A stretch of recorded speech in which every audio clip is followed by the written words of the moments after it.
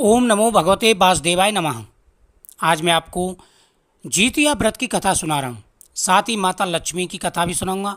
दोनों ही व्रत एक दिन पढ़ते हैं। जिनके पुत्र ना होता हो, पुत्र होकर के मर जाता हो, मृत बच्चा दोष हो या धन की प्राप्ति ना हो रही हो, उनको ये कथा जरूर श्रवण करनी चाहिए। और ये व्रत पुत्र प्राप्ति के लिए ही होता है।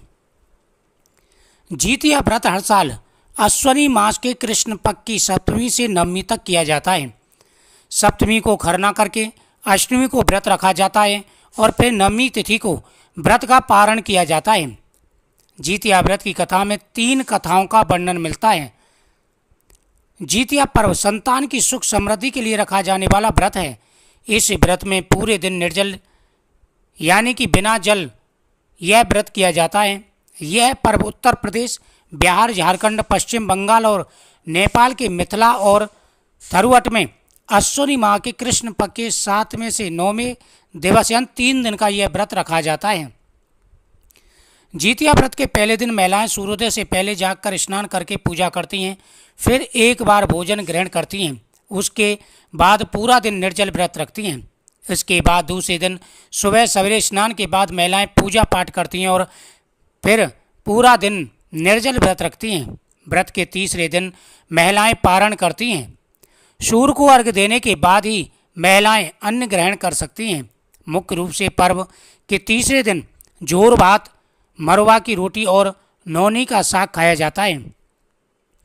अष्टमी को प्रदोष काल में महिलाएं जीमूत वाहन की पूजा करती हैं। जीमूत वाहन की कुशा से निर्मित प्रतिमा को धूप, दीप, अक्षत, पुष्प, फल आदि अर्पित करके पूजा जाता है। इसके साथ ही मिट्टी और गाय के गोबर से स्यारनी और चील की प्रतिमा बनाई जाती है। प्रतिमा बन जाने के बाद उसके माथे पर लाल सिंदूर का टीका लगाया जाता है। पूजन समाप्त होने के बाद जीवित पुत्र का व्रत की कथा सुनी जाती है। जीतिया व्रत की कथा के अनुसार एक बार चील और एक माता लोमड़ी नर्मदा नदी के पास हिमालय के जंगल में रहते थे। दोनों ने कुछ महिलाओं को पूजा करते और उपवास करते देखा, खुद भी इसे करने की कामना की। उपवास के दौरान लोमड़ी को बहुत भूख लगी और वह जाकर चुपके से मरे हुए जानवर को खा लिया। दूसरी ओर चील ने पूरे समर्पण के साथ व्रत का पालन किया और उसे पूरा किया। अगले जन्म में दोनों ने मनुष्य रूप में जन्म लिया। चील के कई पुत्र हुए और वह सभी जीवित रहे, लेकिन सियार के पुत्र होकर मर जाते थे। इससे बदले की भावना से उसने चील के बच्चों को कई बार मारने का प्रयास किया, लेकिन वह सफल नहीं हो पाई।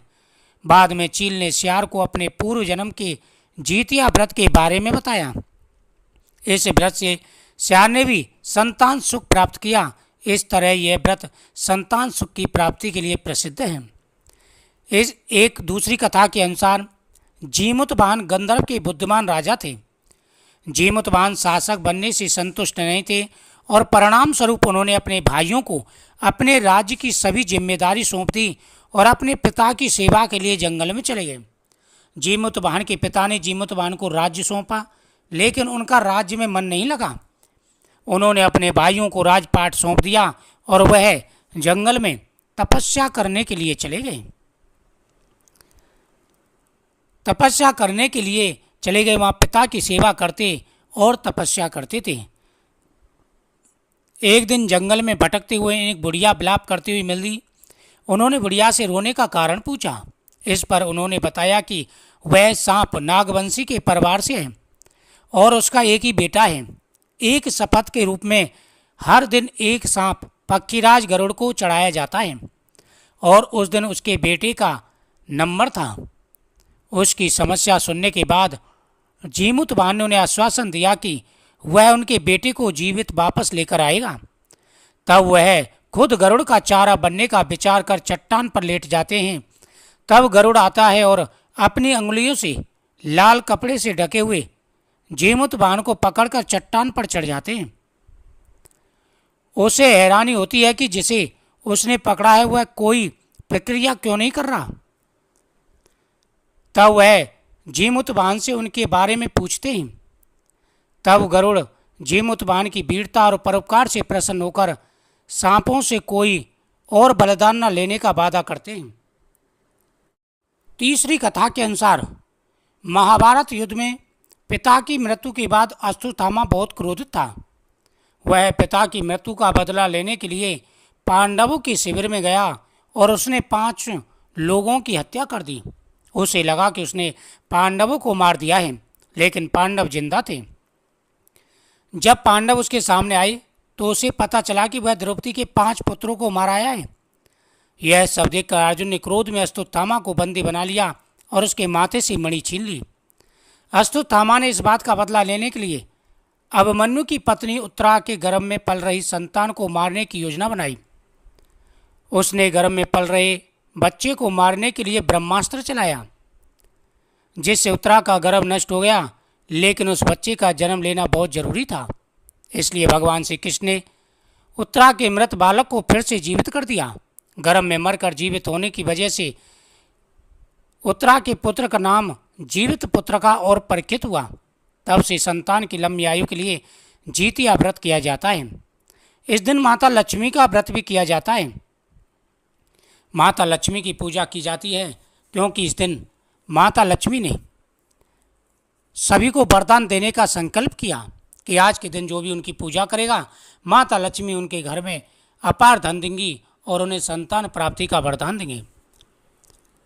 एक बार माता कुंती और गांधारी दोनों ने माता लक्ष्मी का व्रत रखा, लेकिन गांधारी के 100 पुत्रों ने उनके लिए एक मिट्टी का विशाल हाथी बना दिया। इससे सभी नगर की स्त्रियां उनके दरबार में पूजा करने के लिए गईं, लेकिन माता कुंती के यहाँ कोई हाथी नहीं बना था, कोई भी पूजा करने नहीं आया। अर्जुन के पूछने पर जब अर्जुन को ज्ञात हुआ तो उन्होंने कहा कि माता, आप पूजा की तैयारी करिए, उन्होंने तो माटी का हाथी बनाया है, मैं आपकी पूजा के लिए स्वयं देवराज इंद्र का ऐरावत हाथी लेके आऊँगा। जब यह सूचना पूरे नगर में पड़ी तो नगर के सभी लोग दौड़े हुए आए। सभी लोगों को हाथी देखना था, क्योंकि ऐसा पहली बार हो रहा था कि स्वयं देवराज इंद्र का हाथी नीचे उतर के आया हूँ। देवराज इंद्र के पुत्र थे अर्जुन। अर्जुन ने बाण के द्वारा आह्वान किया, जिससे देवराज इंद्र स्वयं हाथी को लेकर के जमीन पर आ गए। हाथी को देख करके सभी जय जयकार करने लगे। सभी ने विधि विधान से माता लक्ष्मी की पूजा की। हाथी पर स्वर्ण प्रतिमा माता की स्थापित की, पूजन किया, फिर विसर्जन किया। तभी से यह व्रत और ज़्यादा प्रचलन में आया। सभी ने विधि विधान से माता की पूजा की। इस व्रत के करने से सभी मनोकामनाएं पूरी हो जाती हैं, धन बढ़ता है, सुख समृद्धि बढ़ती है, जीवन में आ रहे सारे कष्ट परेशानी दूर हो जाते हैं, पुत्र धन प्राप्ति की मनोकामना इच्छा पूरी होती है। इस कथा के श्रवण करने से सभी की परेशानियां दूर हो जाती हैं। आपको यह कथा का श्रवण जरूर करना चाहिए। वीडियो को ज़्यादा से ज़्यादा शेयर करें, चैनल को जरूर सब्सक्राइब करें।